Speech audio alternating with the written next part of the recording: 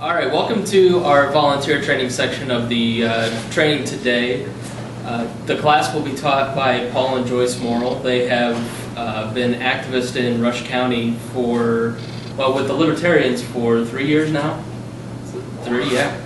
And they have done a great job of keeping their volunteers engaged. They have their volunteers consistently campaign for their candidates, as well as go to the county commissioners meetings and other local meetings to keep track of the local government. And so what they're going to talk about is how do they keep their volunteers engaged, how do they keep them active, and what are some of the things that they and their volunteers do in their county. So I'd like to welcome Paul and Joyce Morrill from Rush County.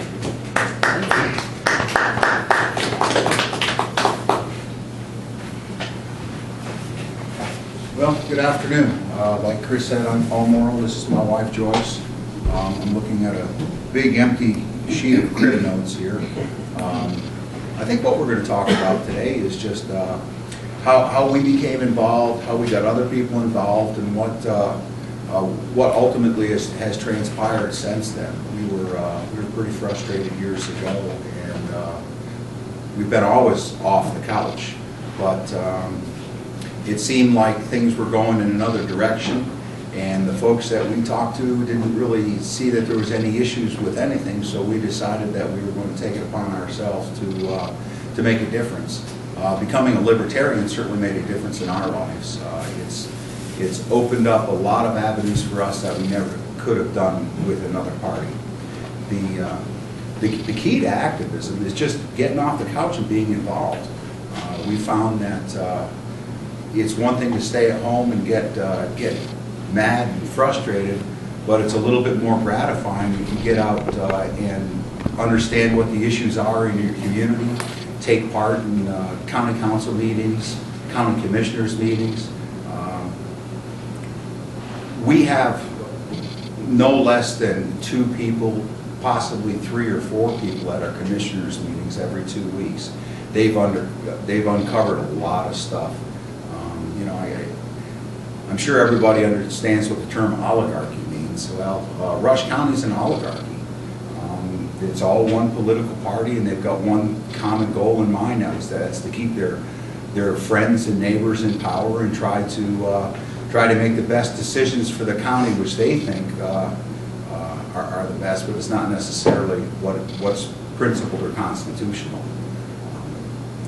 We have a bunch of examples of things that our county commissioners have tried to do. Unfortunately, we've had some success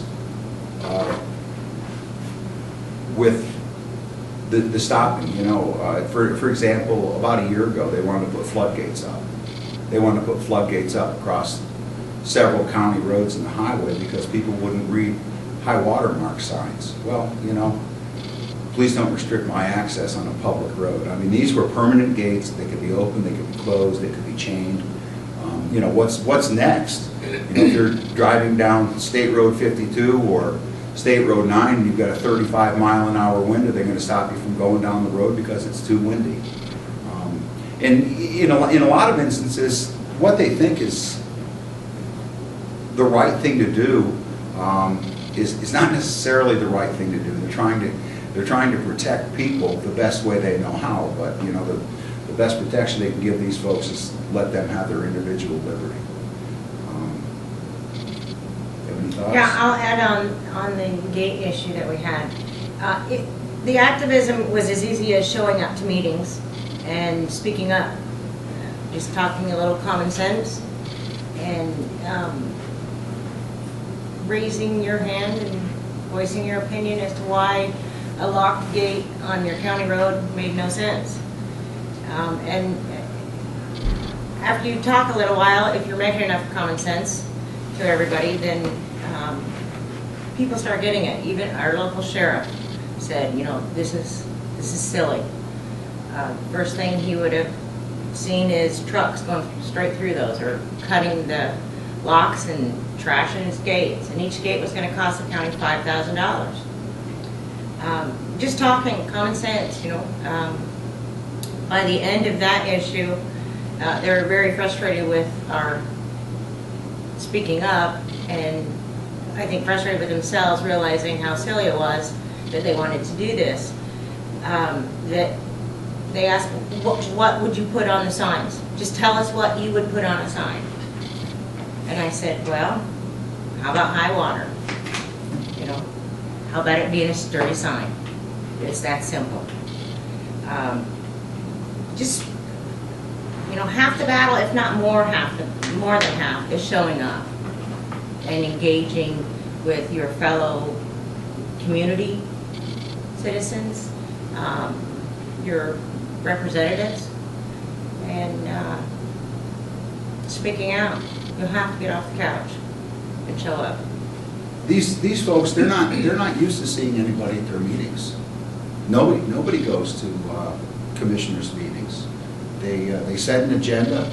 The agenda is pretty much decided in a meeting before the commissioners' meeting, and unless somebody raises an eyebrow or questions what they're doing, it just gets done. And you know, shame on us for sitting at home and allowing it to happen until it's too late. And then when it's too late, people kind of get upset. The days go by and they forget about it. And another thing that we've done in Rush County is we go to the county fair every year. And I know Rex does the Wayne County Fair, and that's a great place to meet folks. And it can be just as simple as standing there with the world's smallest political quiz and engaging folks. When you talk to people, you want to try to find some common ground with them. And it's a lot easier if you find common ground to understand that, well, you know, I can talk to Republicans on these issues, I can talk to Democrats on these issues, and really we're a little bit of both. You know, we're fiscally conservative and we're socially tolerant, which is a wonderful way to be. We had tremendous success at our first county fair. And then last year we brought somebody in, and frankly it shut down the pole barn for the evening. We brought Rupert in, and you know, we had a line of about 60 people for 3 hours long just waiting to see Rupert. You know, the Republicans would stare around the corner, and the Democrats, they would sit there and tap their feet like this, and this is the establishment. And here we are, we're this band of little libertarians. How are we raising all of this commotion and ruckus in this little county that has had such a entrenchment by Republicans since Lincoln? You know, we are the principled alternative, and you're going to find that with activism and volunteerism, it's the 80% of the people don't do anything. 20% of the people do 80% of the work, and that's the way it's going to be. So don't get frustrated, don't get discouraged. You know, just keep putting one foot in front of the other, and when you do that, you're going to have success. It's inevitable. I mean, it's like Einstein. You know, his definition of insanity. Well, you know, that's kind of the definition of success. Is just repetitiveness. You know, every once in a while, you're just going to break through, and you're going to see yourself just move a little bit closer to the goal that you want to attain. This is really going to be hard to fill an hour. Well, let me add to, when you do booths, and if you go door to door, first thing, have fun. I don't know if you've noticed, if anybody's come from another party, most of their meetings and activities, I kind of relate it to a dead church. They're pretty boring and nobody's having any fun. So I think the first rules of engagement is have fun doing it. Smile, act like you're ready to make a difference, and you will make a difference.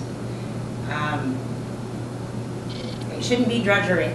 It shouldn't have to be drudgery. We have some pretty serious issues going on in our country, and you can actually have fun making a difference and engaging with people. And I think the youth need that.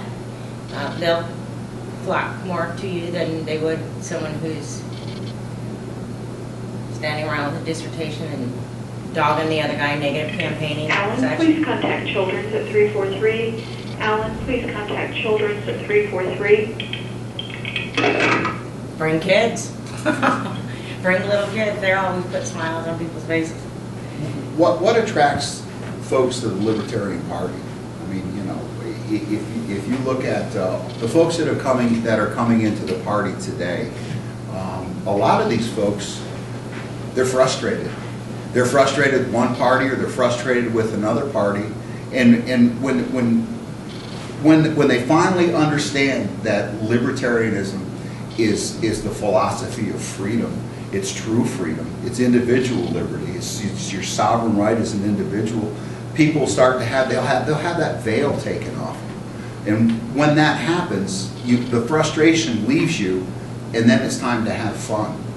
Because if you don't have fun, it's not as rewarding as if you do have fun. And I guess what I'm trying to say, just 1 second, Sam. What I'm trying to say is that you can only be frustrated so long, and you have to take the frustration, push it away, and go out and say, you know, I am only one person. I am going to do whatever I can do to make my life better, to make my community better, and I found that locally is where you're going to be able to make the difference. But have fun doing it. I mean, the folks that are at the county fair, we're open, we're engaging. Our tables are set in a semicircle. The Republicans and Democrats have tables in front of them. And when they have tables in front of them, that's more of a control issue. We're welcoming. You know, this is our libertarian welcome booth. It's not us versus them, or we're better than they are. Come in, join us, talk to us. You know, we found that just being open and welcoming and have a smile on our face and having activities going on all the time is a good way to present yourself. You know, perception is key. You know, you can be a very small group of individuals, but when people see you, they see the perception that, man, these guys they're organized, they're liked, they're having fun, and it's little things like that that'll make you, I'm not going to say succeed, because we're not successful by any stretch of the imagination, but we are trying. Sam? You guys had a mechanism for collecting contact information at the Rush County Fair, right? Yeah, what we do is... What happened to all those names? We've put them on a spreadsheet, forwarded on to the state. We forwarded our information on to Chris. But have you guys internally done anything about contacting them with volunteer activities and ways to become? I mean, did you try to get them involved in Debbie's campaign at that time? We have a group email list that we do push out. We have attracted some volunteers like that, but you know, it's usually the frustrated individual that comes up to you. You know, it's not, you know, it's not for, what we would do is we would have a book raffle, and we would garner our information with the book raffle, and then have a contact name on it. That hasn't been really successful for us. It wasn't a raffle. That was A giveaway. It was a book giveaway, excuse me. do some editing there with you, Sam, or Chris. No raffle. And that's probably, it's a good way to gather names, but it hasn't been really successful for us. Most people on that list are not activists of sort. I think what you have to figure out when you talk to people, if they are at all interested, is find out what part of involvement do they want to be. Do they want to go hang signs, or go door to door with you canvassing for a candidate or a cause, or do they just want to put signs out? Or Activism, donations. Yeah, donations. You know, a lot of people don't want to do anything, but if they'll give you money, you know, to help you fund what you're doing, because it's not cheap. I mean, you know, we have spent a couple of dollars out of our own money trying to promote the DLP, but you try to use guerrilla tactics, and I use that term kind of loosely, but we make our own signs. 3 years ago, before the primary, we don't do anything in the primary, but we made 25 big sale signs. We bought 500 feet of landscaping mat and sowed sails. And on the sails, we said, does your candidate know the Constitution? And we had the big Libertarian logo on there, and we had RCLP below it. We had them all over the county. It's raising awareness. It's letting people know that there is an alternative, a principled alternative. And the more exposure that you can get, the more success you are going to have at a local level. 2 years ago, we ran our first candidates as an organized party in Rush County. Our commissioner's race was a countywide race. We had, I think, 23% of the vote in a two-person race. Joyce ran for County Council District 4, and she had 25 or 26% of the vote. That same election cycle, Mike Weary brought in over 10% of the vote. We were second in the state. I hear that Wayne County had a couple more votes than we did. But A couple more people in William County. Though. Yes. but anyway, it was all due to canvassing, yard signs. We did a few radio spots. Radio spots in Rush County, they don't go very far. They cost you a little bit of money. I think $11 for a minute or $8 for 30 seconds. And I don't think that they do that much good. You're better off spending your money at the print shop, getting flyers in people's hands. So we can go ahead and open it up for questions. How do you guys find your volunteers? Where do the majority of your volunteers come from? Friends, family. You pick them up in campaigns along the way, don't you? As you have a campaign, you'll get some residual people from those campaigns that stay with your party. Yes. Yes, we do. We've started out pretty small, and right now we have, I think, 13 or 14 dues-paying members in Rush County. And Rush County, it's small. There's 17,000 people over 4,000 or 400 square miles. The heart is Rushville, and there's only about 6,000 people in Rushville. So I mean, it's possible. The numbers are there that we could, that we could actually have a significant impact. We just need to get over that that first big hurdle, and that's electing someone. Okay. How do you guys organize a canvass? When you go out canvassing, do you canvass for candidates or causes? And then how do you organize and execute those canvasses?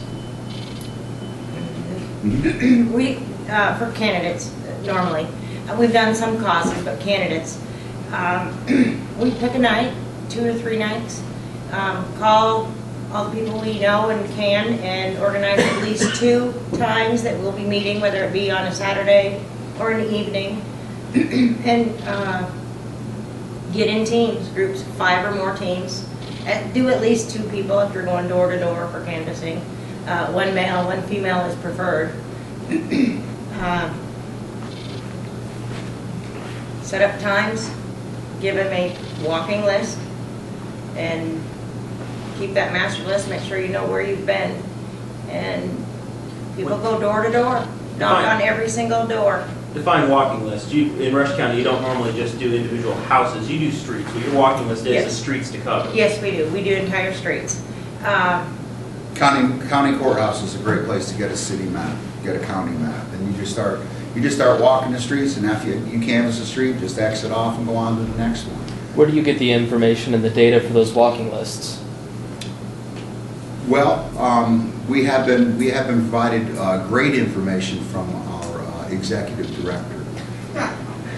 He has filled us with a plethora of information that we have to sift through, and try to. I mean, because there's a lot of information on the voter list that we get, and once you get into a manageable form, it is manageable. But there's all kinds of information on this list. Where you voted, how many primaries you voted in, how many general elections you voted in, what magazine subscriptions do you get. There's a lot of information. And if you were to print that off, I mean, you take 4 sheets this way and then about 1,000 sheets south. So, I mean, you have to really condense it. We found that driving county roads, everybody's got a rural mailbox. And most of the people that have rural mailboxes have newspaper boxes, or a place to stick a flyer outside the mailbox. We've spent many an afternoon just driving around the county, just dumping stuff in mailboxes. And Newspaper boxes. Newspaper boxes. Yes. No, I've said that a couple times. The LP door hangers are great. These have the world's smallest political quiz. There's a lot of information on them, and what we did is we just stapled our county material right onto this, and you've already got your door hanger. These are a tremendous resource, and I think there's still some around the state, isn't there? Oh, there's too many. Okay. We need to get them out there. Yeah, And those it are- takes effort. Yeah. That's all it takes. The National Party has a tremendous amount of those that you can request for free, I think. I mean, they had, their entire conference room at one point was full of 100,000 of those. If you think I'm desperate to get rid of ours, you should talk to our executive director. This world's smallest political quiz is a great ice-breaking tool. We've used it at gun shows, we've used it at county fairs, we've used it at local events. If they had a parade or a festival in town, we just set up on the curb and just start grabbing people as they're going by. And you'd be surprised that... We let them go, though, once you brown them. Well, you know, as long as their ideology is in the right direction. But if not, tie them, hold them until they see it our way. Waterboarding. No. People, you know, the world's smallest political quiz, it takes just a couple seconds. It's fun. If you're, you know, if you're animated and you like to have fun with people, you can round people up almost like a carnival barker. You know, get people in, take the world's smallest political quiz, and kind of see where ideologically they fall into the spectrum. It's been a great icebreaker for us.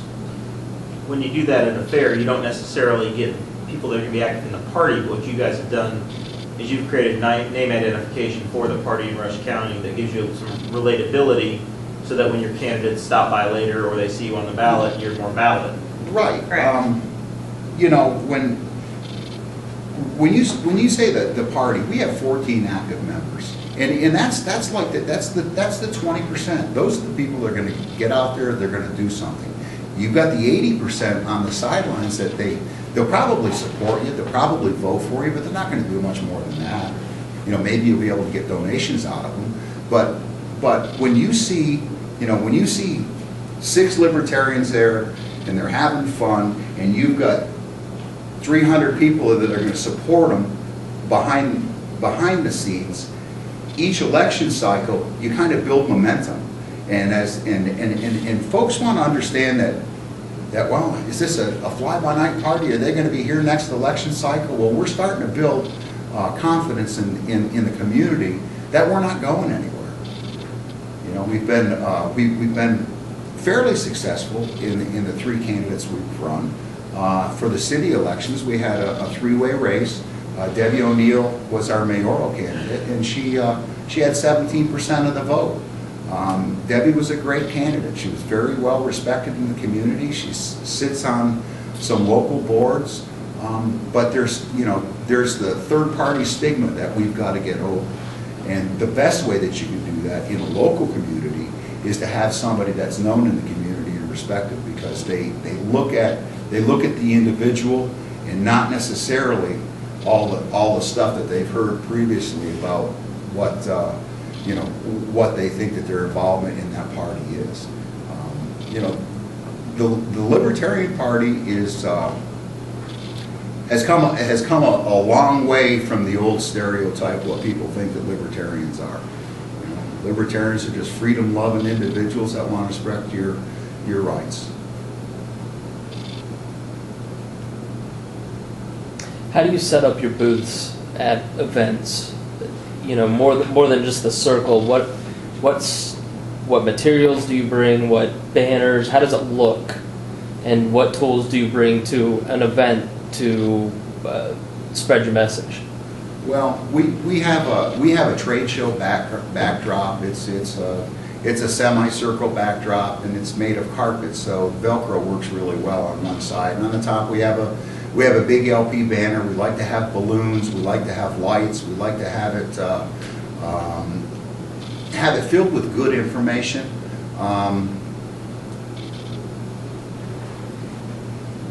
We don't want a lot of clutter on our tables. We want it open. We want it inviting. We want people to come in. We don't want people to stand on the other side of the table. We want to welcome people and bring them right into our area.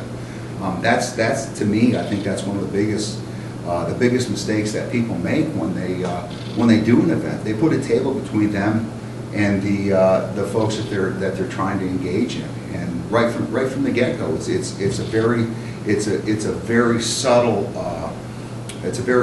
thing, but it makes the world a difference. I mean, it's if you're sitting there with your arms crossed talking to somebody, if you've got your arms open, you're not really as welcoming with your arms crossed and a tight lip versus if your hands are down by your sides, you're more welcoming. And we want to be welcoming. We don't want to be the folks that are pushing people away. We want to bring people in. And Smarty Candy. We have Smarty Candy, which is Libertarian candy. They're referred to, so. Yeah, we always have Smarties, and we tell everybody it's Libertarian candy. If You you guys- want dum-dums, you go down to the other booths. You said you had a county brochure. What does the brochure look like? Well, it's not really a county brochure. What we do is we'll do a flyer. We'll do a flyer that has some of the current issues that are happening in the town. Like now, we've got ordinance issues. We have folks have a lot of questions about wind farms coming in. We try to create the brochure for that event that's got stuff that's going on in the community now. Other questions? How do you deal with disappointments? Somebody might be with a party and then they'll go away and you'll get new people in. You have a lot of turnover, so how do you continue to keep the party energized as it grows and as things continue on? Events, having fun events, and treating each other like family is, I think, key. Volunteers aren't just volunteers. Volunteers are people, your fellow citizens, your fellow man. And like this last December, we had a concert. Jordan Page played just to get together and enjoy the season and celebrate and a little entertainment and invite the community to come and get a taste of flavor. And it's not always serious politicking, and enjoying each other's company. Define fun at an event. Well, that's a little twisted for me. Yeah, that's what I'm saying. I mean, Yeah, some people's I version know, of fun is I different. know. Well, I think to us is when we engage in people, we have smiles on our face, we're laughing, we're having a good time just with the fellowship with the libertarians that are with you, and that's infectious. If you've got a few people that are laughing and joking, and there's always something going on, maybe some little kids running around, you're giving out balloons, you've got a smile on your face. That's what fun is. It can't be all business. It is business. It's serious business. But I want to have fun doing it. I'm done being frustrated. The frustration left me when I got here and decided, okay, now it's time to make a difference. And the way you do it is locally. You're not going to change what's going on in Washington. There's nothing you can do about it. All you can do is support candidates that will make a difference and try to right the ills of the last 100 years. But locally, you can make a difference. How do you do that? You can talk to your commissioners, you can talk to your county councilman, talk to your mayor. Town's your zoning board guy. Exactly. That's always fun. You said volunteers are like family, and sometimes family can be a pain in the butt. Yes? So No. how do you deal with difficult volunteers or volunteers that may, for lack of a better term, be poisonous to your group? Well, as with a lot of things, we've been we've been organized for 3 years, and we have realized some turnover. And when I say turnover, there's been differences of opinion. People thought they were libertarians, but they can't let go of the theocracy that they've known to love and adore. You have to let them go. You have to be friendly to them, and you have to let them come back on their own terms, because they'll realize that the way that the country has been run, the way that our local government has been run, it's contrary to the principles of liberty and freedom. It's okay if you're making rules and decisions and laws as long as it benefits you. But when you find out that it doesn't benefit you, that's when you have a problem. Well, sorry about your luck. If it's constitutional, I may not like it, but who am I to say? As long as it's not infringing on my rights or my personal liberty, hey, that's the way it is. So how do you have some of those difficult conversations with some of those volunteers? Does it mean you're firing them? Does it just mean that you're having an open conversation about those differences and then they just stop showing up? I mean, how do you deal with that situation as a leader in your party? Well, as small as we are in Rush County, we don't fire anybody. We have had conversations with folks about situations like that. We try to stay principled. We try to stay focused on the issues we have common ground with, and like I said when we opened this little presentation, is you have to find common ground. There's common ground with everybody, and you have to build off that. And I'll add, if you ever do have volunteers that end up leaving, because I don't know that you can, pretty hard to fire a volunteer, but maybe you part ways or partial ways, what have you. I think you can still find common ground. Whether they're going to be 100% committed to the party or not, there's always something you can find common ground in doing. And we've done that recently on issues and causes. Whether, maybe they don't want to come to libertarian meetings anymore, but what causes are important to those people or that person, and you can call them for help on that, and they know that you can be depended on for that as well. Because in the big pictures, we're still on the same side. We may be doing our activism in different ways, but the common goal is still the same. When I say that, it's to make a difference locally. The issues that are in front of you in your county, at least in Rush County, can be pretty disturbing. Some of the controlling measures that these county commissioners want to put in front of you and turn into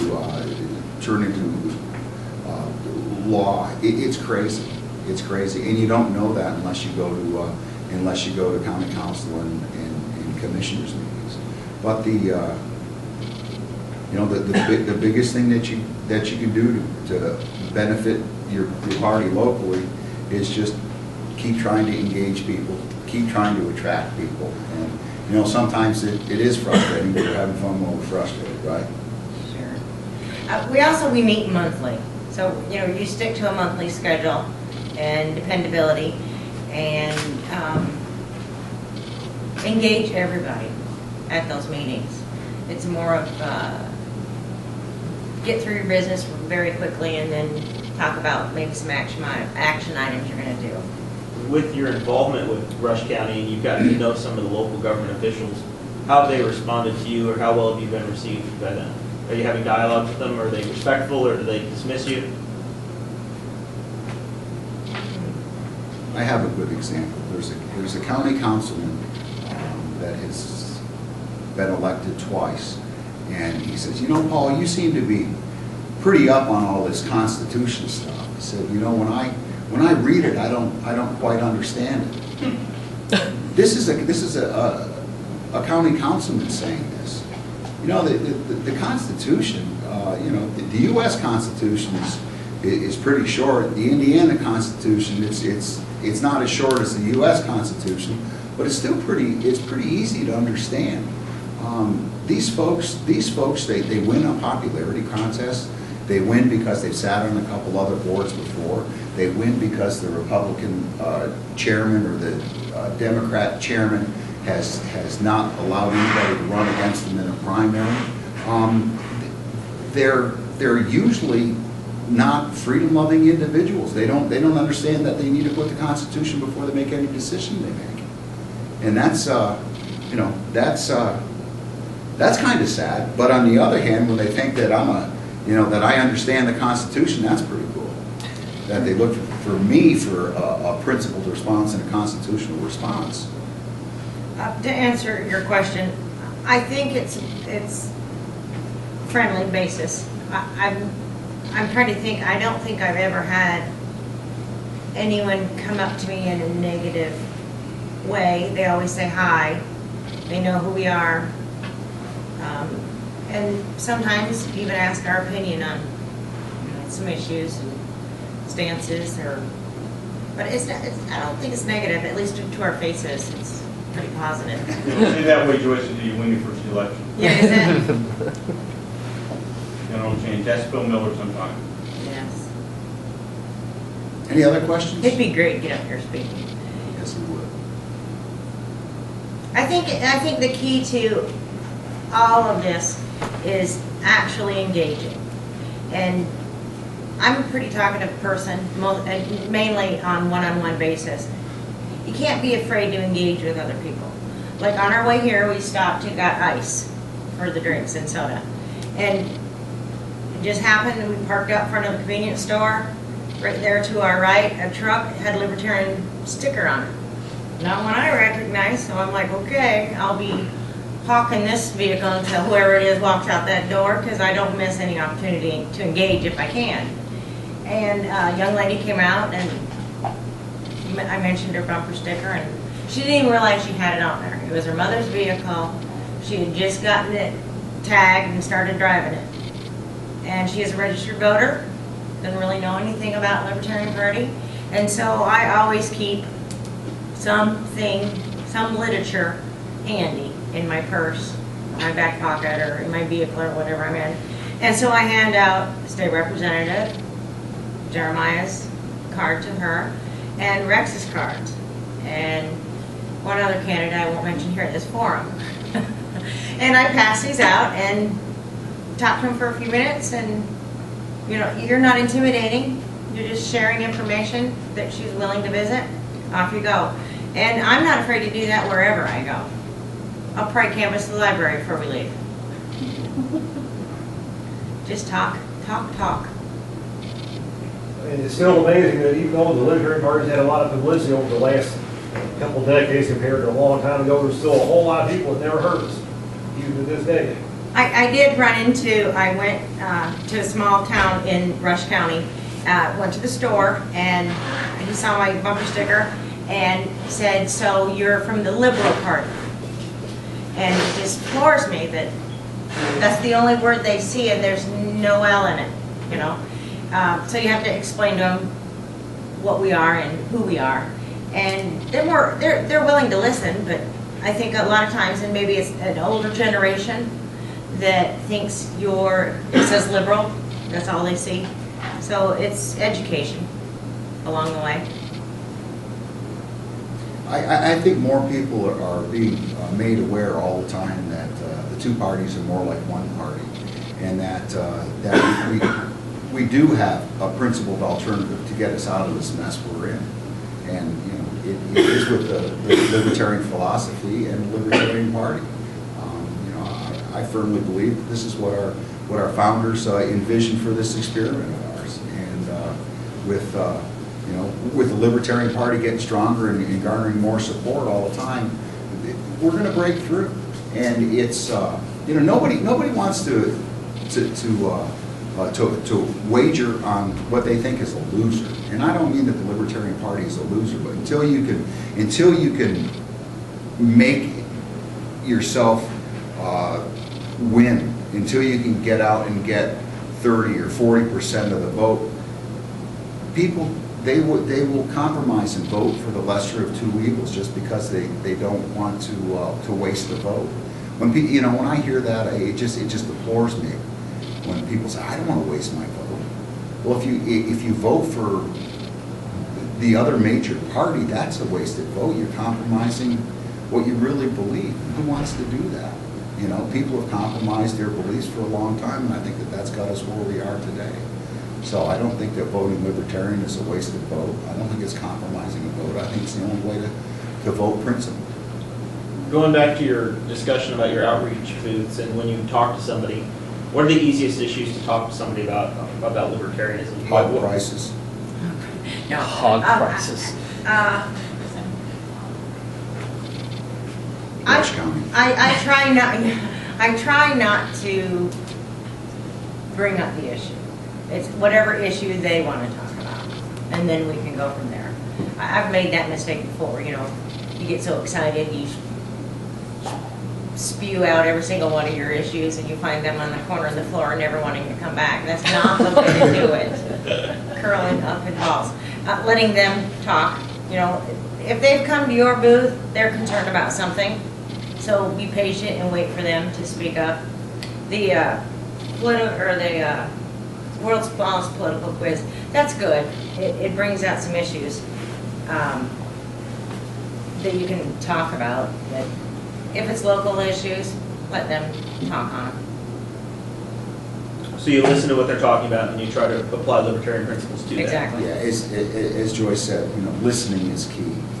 I can't tell you how many times I've gone to somebody and just bang, bang, bang, bang, hit them 4 or 5 times in the chest with, you know, with this, that, and the other thing, and, you know, people are backing off. You know, say, oh, geez, I didn't want to open up that can of worms. Really, we ought to know this from at home. That doesn't work. Yeah, so. it's taken a while to just to be able to listen to people, and when you listen to people, then you're able to engage on their level, what they want to talk about, not necessarily what you think they need to know. When they start talking about their issues, then you know, then you can talk to them about applying the libertarian philosophy to their issues.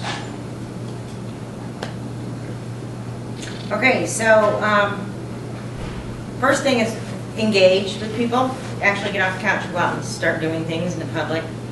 Facebook is great, I love it, but that's not going to get it all done, and it's mostly the choir. Having fun while you're doing it, whatever you're doing. Going door to door, getting teams together to do that with you and having fun doing it, and that's what will bring them back. You don't send somebody off on their own. That's no fun. And make it a team effort. Do fairs, booths, and engage with the public there. And one thing I did not cover was signs.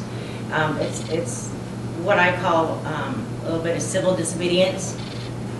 It's the most fun for me, and that is go hang signs over overpasses, telephone poles, bumper stickers on places, little stickers on gas. Your property, tanks. right? Yes, Your yes, property. my all my property. It is a lot of fun, and get the word out that you have a candidate or a cause, and have fun doing it. Don't get frustrated, have fun. Perseverance will pay off. We will win in the end. Thank you for inviting us in, sharing 40 minutes with us. It's Bless you. yeah, it's been fun.